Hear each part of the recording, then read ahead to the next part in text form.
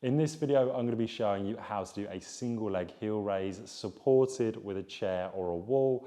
However, the difference between this and previous videos is this is the progression, which is we're going to use a little bit of resistance as well. Now, resistance doesn't have to mean dumbbell. It can mean anything around the house that you can grab onto that's going to make the exercise a little bit harder.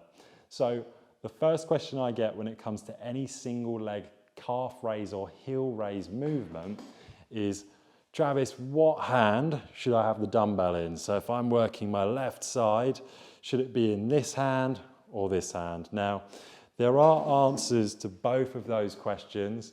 If you're using the weight simply for load and just to progress your usual calf raise or heel raise, then there isn't a wrong answer in terms of left to right. You can't really go wrong. If it's more for balance, then it would be harder to do it on the same side as which you're working. So if I'm working my left leg, I'd have this in my left hand. However, it depends on the goal, wants and needs of the person. So think of the harder variation of it would be in the same hand to leg. The easier one would be opposite. But if you're just using it for the pure fact of load, then you can't go wrong. So how do we do the single leg calf raise? So I'm using this chair for support. You can use a wall if you want to. And the hand that I haven't got the dumbbell in has got grip on that chair. Now, this is going to mean that I've always got a base of support. It takes the risk away from the exercise.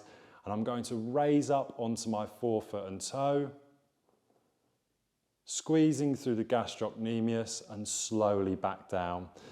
When I come off my heel onto my toes and forefoot, I'm going to try and squeeze for 2 seconds before coming back down at a count of 4.